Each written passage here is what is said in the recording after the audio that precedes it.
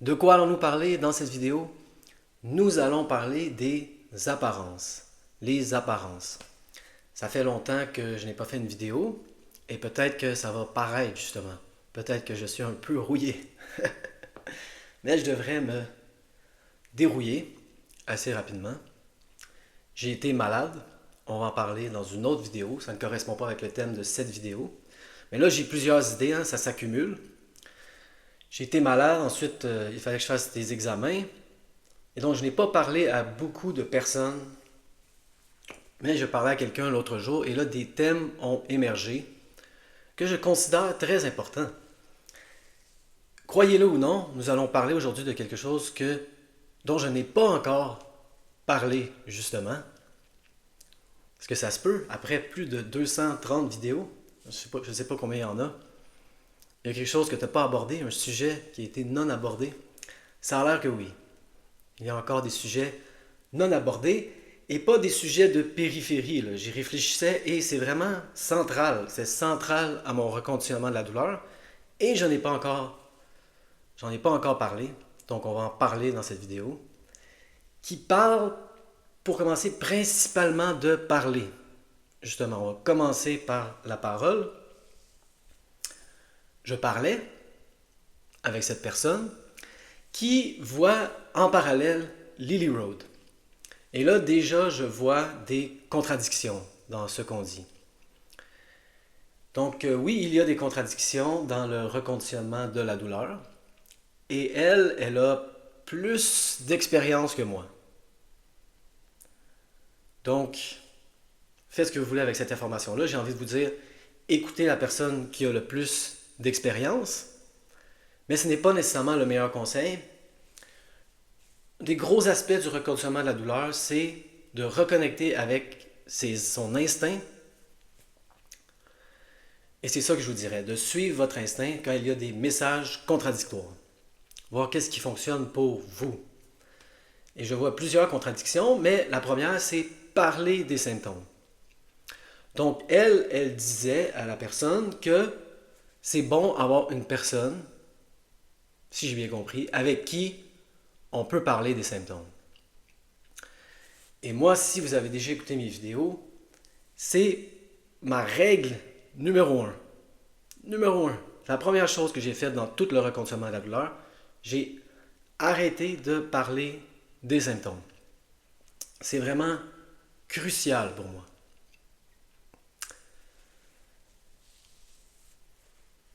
Et toutes les personnes qui m'ont aidé sur YouTube, Tanner Murtaugh, Jim Prusak et Dan Buglio, surtout Tanner Murtaugh et Dan Buglio, mettent beaucoup d'emphase là-dessus, ne pas parler des symptômes.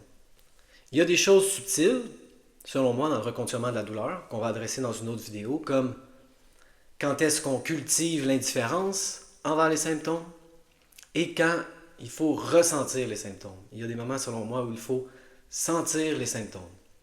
Et ça, c'est subtil, et c'est complexe, et il y a des nuances, et il y a un aspect qui ne s'enseigne pas. Mais là, parler des symptômes, pour moi, c'est tellement simple. Quand est-ce qu'on parle des symptômes? Jamais. On ne parle jamais des symptômes. C'est vraiment une des premières choses qui m'a aidé concrètement. Quand j'ai commencé à regarder les vidéos de Tanner Murtaugh, il dit on ne parle pas des symptômes. J'ai arrêté d'en parler et j'ai tout de suite vu, moi, une différence. Dans la quantité de temps où je pensais aux symptômes. Plus on parle de quelque chose, plus on y pense. Pensez-y, ça fait du sens. Plus on parle de quelque chose, plus on y pense. Donc, c'est la première chose que j'ai faite. Il y a des choses que je dirais dans le reconditionnement, ce ne sont pas des règles, c'est un art, ce n'est pas une science, mais ceci est une règle pour moi. On ne parle jamais, jamais, jamais, jamais, jamais des symptômes. Dès que j'ai arrêté d'en parler, au début, comme je l'ai déjà dit, ça me brûlait les lèvres pendant 2 semaines. J'avais le goût d'en parler. Ça, c'est les habitudes, ça. Et moi, j'en parlais comme ça aux gens, là, je déballais le sac et là, je disais, ah, excuse, mais ça me fait du bien. Ça me fait du bien d'en parler. Et là, les gens disaient, oui, oui, je comprends. Avec le recul, je vois, ça ne me faisait pas du bien du tout, ça me faisait du mal. Ça me faisait mal, littéralement, ça me créait de la douleur en parler. Je le vois maintenant. Et donc, j'ai arrêté d'en parler.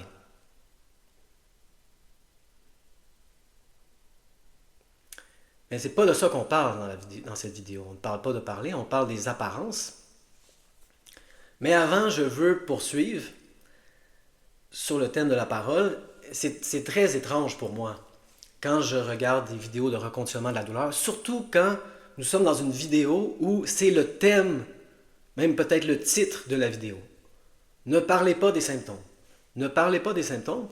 Et là, on va dans les commentaires et les gens parlent des symptômes.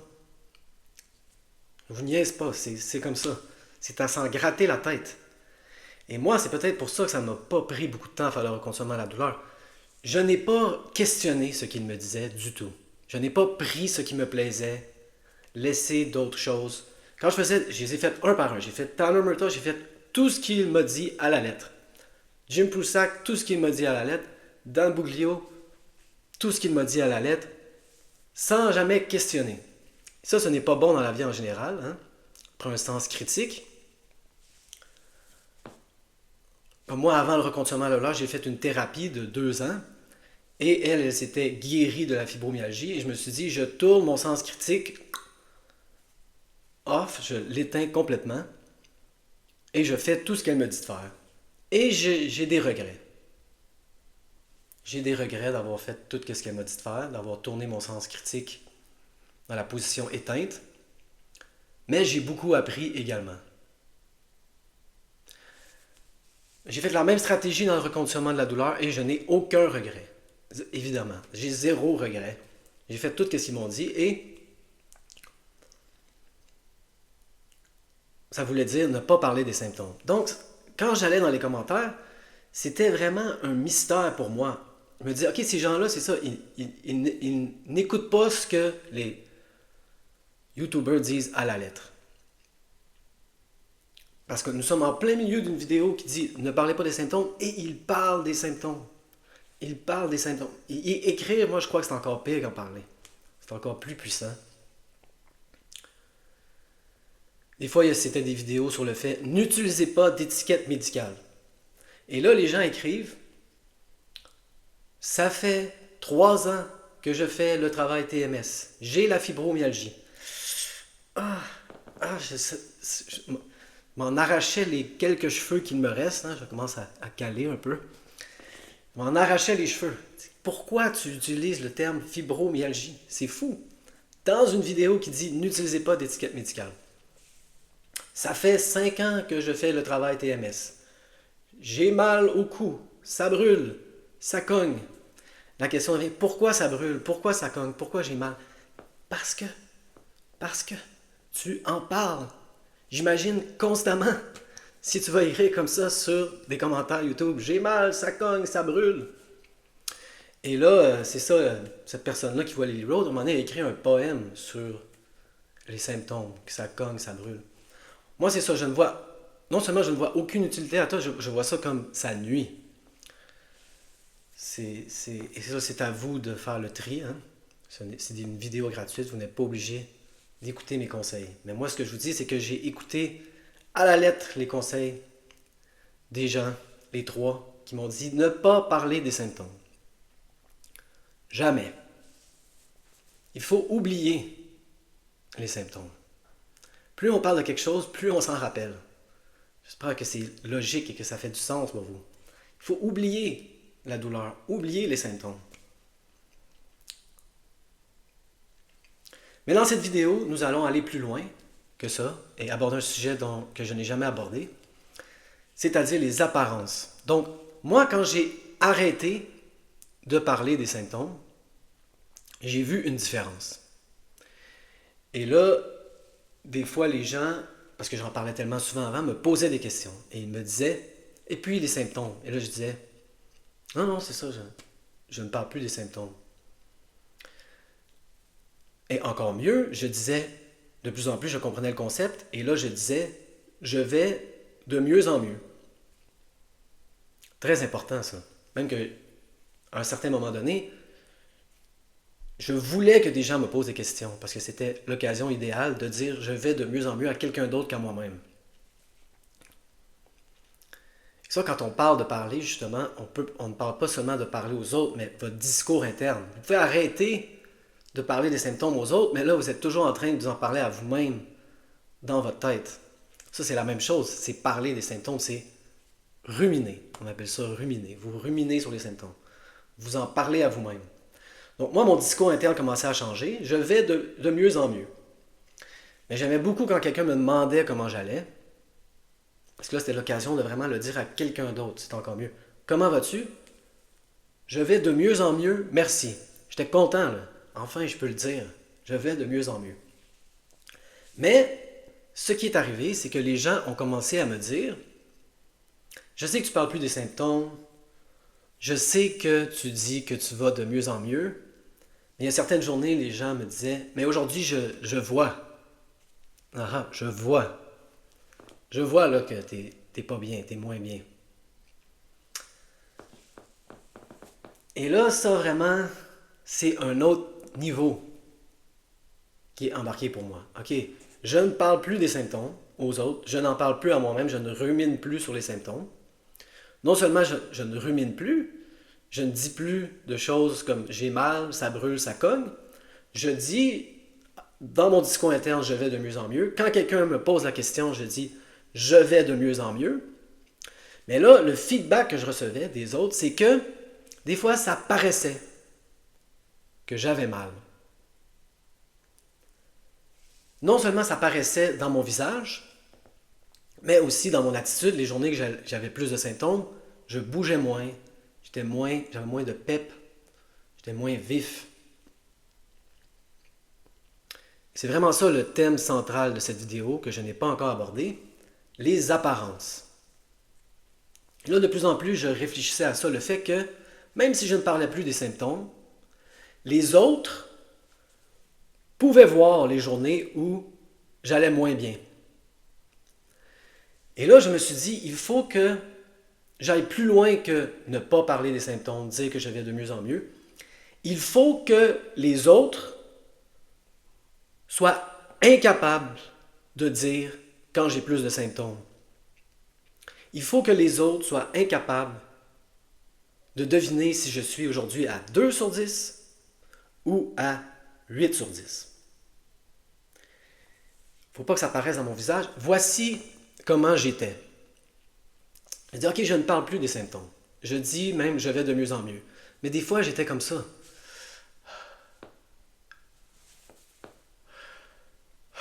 J'exagère un peu, mais à peine.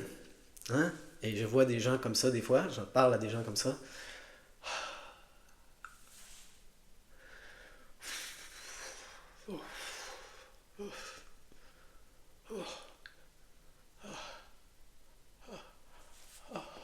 OK, non, là, j'ai un peu trop loin, là.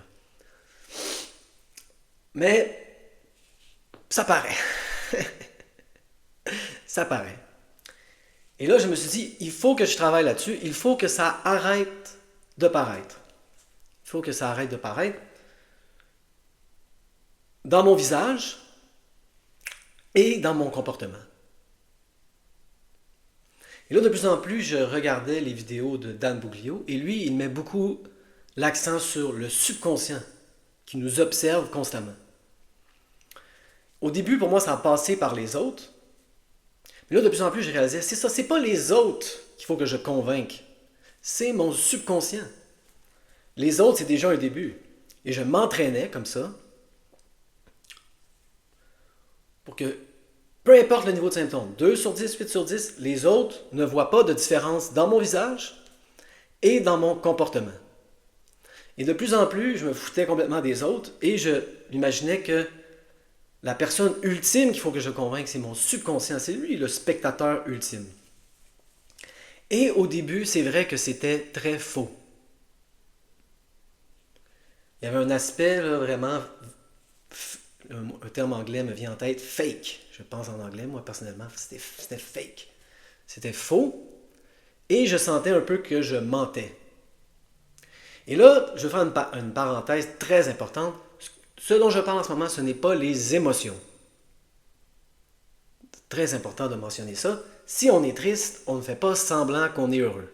Tu dis, ah, je suis triste aujourd'hui, je vais mettre un sourire comme ça sur mon visage. J'ai fait beaucoup de vidéos sur les émotions, je vais en faire d'autres, on va en parler. Je ne veux pas parler des émotions dans cette vidéo, mais je voulais vraiment le mentionner. Ce n'est pas les émotions dont je parle.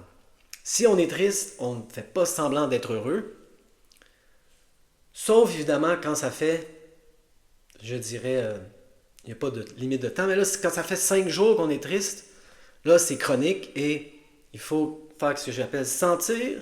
Oui, on sent la tristesse, on ne fait pas semblant d'être heureux, mais pivoter. Il faut apprendre à pivoter. Quand ça fait 4-5 jours qu'on est triste, là, on baigne dans la tristesse, ça devient chronique. C'est censé bouger. Les émotions bougent, les symptômes bougent. Quand c'est chronique, c'est problématique.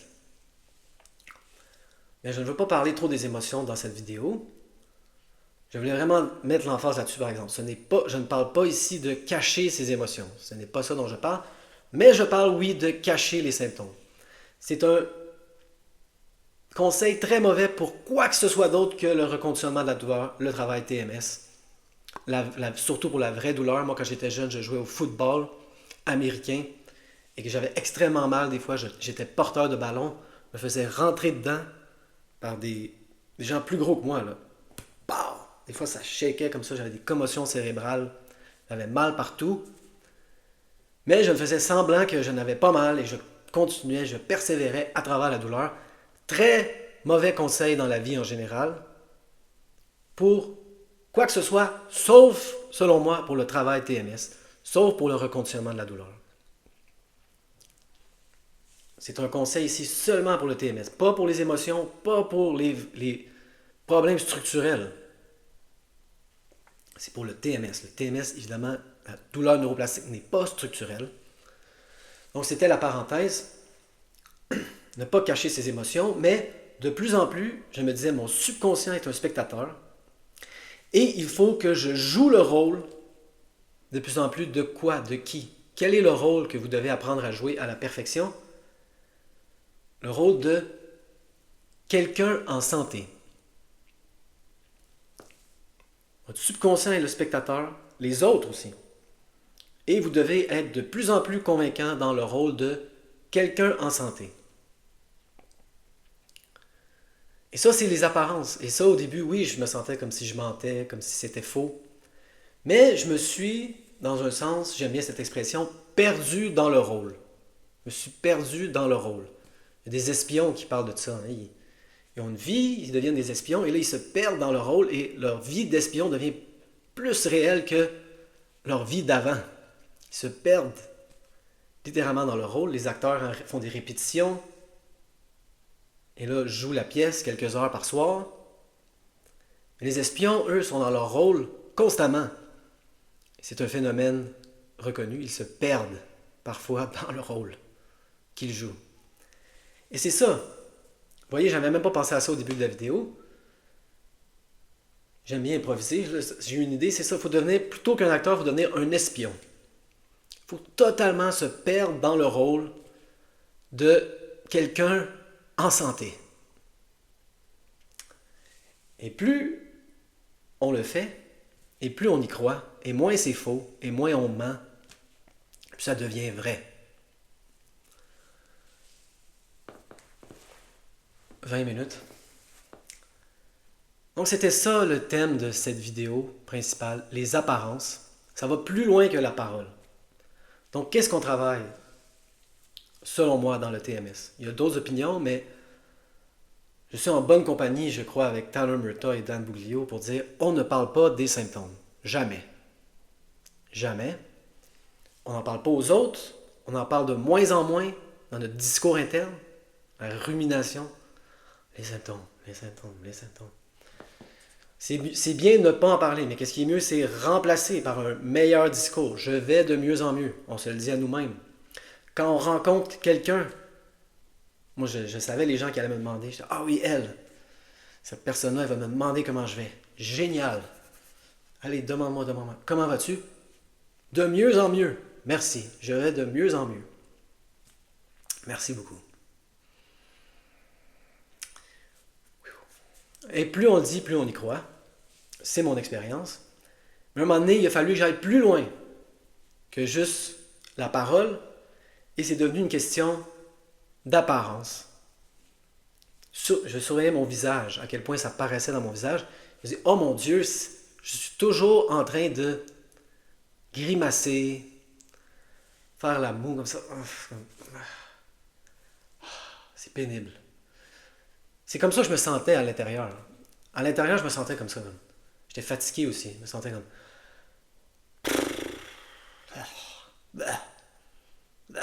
Et ça paraissait dans mon visage. C'est pas que je faisais des gros soupers comme ça à longueur de journée, comme... C'est pénible. Je dis, ah non, je le dis plus, c'est pénible, mais ça paraissait dans mon visage. Et là, j'ai travaillé là-dessus. Pas besoin d'avoir un... Les gens le voient quand notre sourire est faux. On est des experts à ça. Et le cerveau est un expert à saisir si le sourire devant nous est faux. Je ne dis pas de mettre un faux sourire, mais de moins en moins faire ces espèces d'expressions que je vois souvent dans les gens. Hein, de... N'en parlez pas, mais ça paraît. Travaillez ça. Ça, c'est l'apparence, surtout du visage. C'est le corps en général, évidemment. Hein? On est comme ça. On se tient droit. Faut pas que ça paraisse, sans exagérer, sans mettre un faux sourire. Mais le comportement aussi. Et ça va encore plus loin que les apparences. C'est quand on décide qu'on va agir de la même manière, que nos symptômes soient à 2 sur 10 ou que nos symptômes soient à 8 sur 10. Et ça, c'est un autre aspect où on semble être en désaccord avec Lily Rhodes. Elle dit, comme Alan Gordon, que c'est trop, les 8, les 9. Et là, il faut s'assurer de toujours rester dans la zone de 4 à 7, 4 à 6, de 3 à 6, 3 à 7. 9 sur 10, c'est trop. Comme Alan Gordon, c'est ça qu'elle dit. Moi, j'ai fait ça pendant longtemps. J'ai progressé, j'ai stagné. Je fais souvent ce graphique-là avec cette attitude. Et là, j'ai écouté Jim Prusak. Et c'est lui qui m'a dit, faites ce que vous avez à faire. Fais ce que tu as à faire. Tu fais la même chose que tes symptômes soient à 2 sur 10 ou à 8 sur 10. Et c'est ça qui m'a débloqué.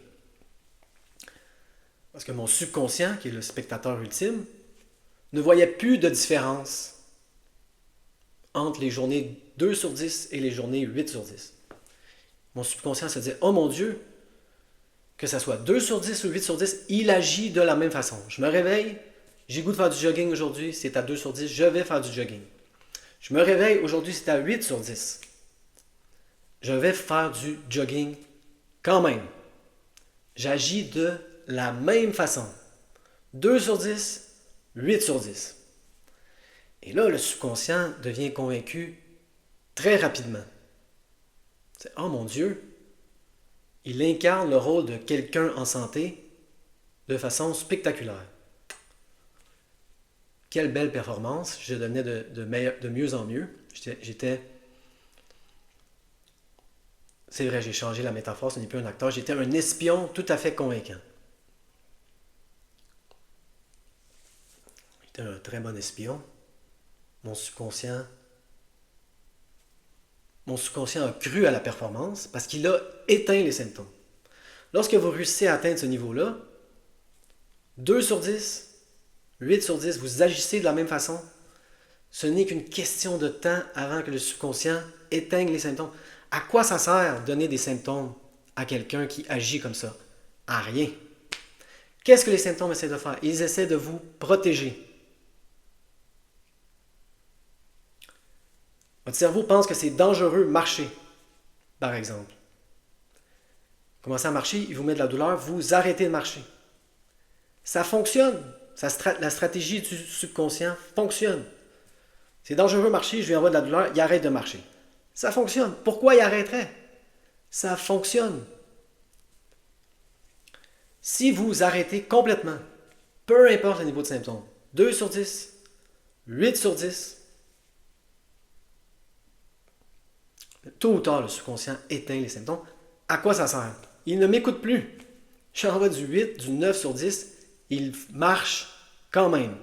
Il va quand même marcher, il fait ce qu'il a à faire. J'arrête d'envoyer les symptômes. C'est clairement inutile. Il n'a plus peur.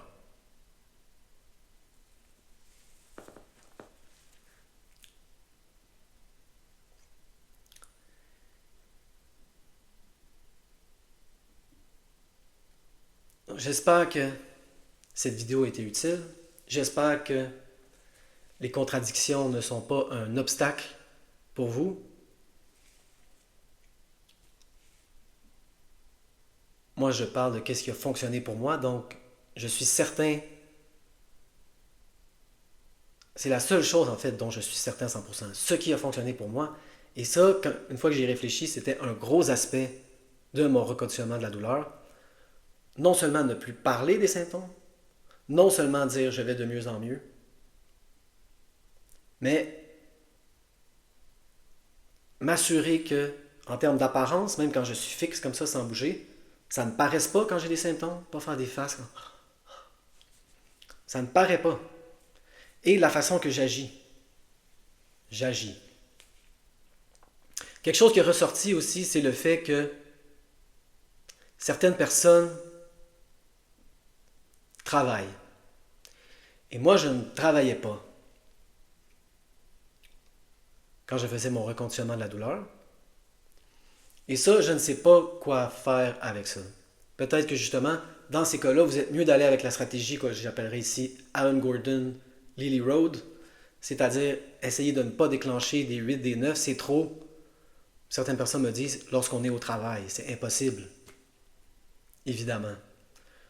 Donc c'est ça, voir dans chaque cas personnel qu'est-ce qui fonctionne pour vous. Mais moi, étrangement, la plupart des gens à qui je parle, c'est pas comme si je parle à des tonnes de personnes, surtout que j'ai diminué, mais en termes de pourcentage, la plupart des gens à qui je parle ne travaillent pas. Ils sont soit retraités ou justement ne sont pas capables de travailler, comme moi. Des cas plus graves, on pourrait dire, mais j'aime pas ce terme. On va en parler dans une autre vidéo. Donc c'est à vous de voir, hein, si vous travaillez, vous dites c'est impossible pour moi, quand je suis au travail, faire comme si les 8, les 9, c'est la même chose qu'un 2 sur 10. Donc ça, c'est à vous de voir.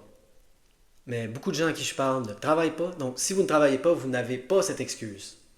Peut-être que vous avez d'autres raisons d'utiliser l'autre technique.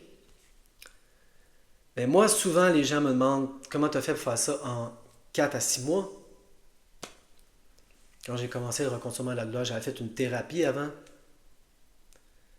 Mais j'étais à mon pire. J'étais à mon pire et ça faisait 8 ans que j'étais en douleur. J'étais à mon pire et ça m'a pris que entre 4 à 6 mois. Pourquoi? Parce que j'ai donné une performance très convaincante, de plus en plus convaincante à mon subconscient que j'étais quelqu'un en santé, quelqu'un qui dit je vais de mieux en mieux, quelqu'un dont l'apparence est celle de quelqu'un en santé, quelqu'un qui agit comme quelqu'un en santé, peu importe le niveau de symptômes. Moi, c'est ça qui a fonctionné pour moi. Et quand j'y pense, c'est ça qui a fait que ça a été rapide. C'est relatif, mais la plupart des gens me disent waouh, 4 à 6 mois, c'est rapide. Ça a été ça la clé pour moi. Ne plus parler des symptômes, ça a été la première étape.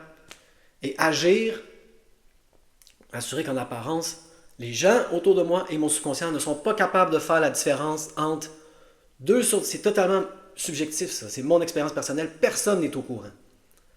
2 sur 10, 8 sur 10, les gens autour de moi ne sont pas capables de faire la différence. Mon subconscient n'était plus capable de faire la différence. Il a éteint les symptômes. Donc, j'espère que cette vidéo a été utile. À vous de voir quelle est la meilleure stratégie pour vous. Mais si vous stagnez, comme moi je stagnais, peut-être que cette stratégie peut vous débloquer.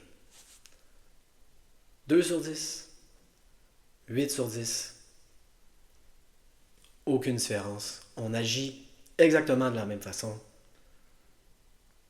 Les gens ne voient pas de différence. Votre subconscient ne voit plus aucune différence.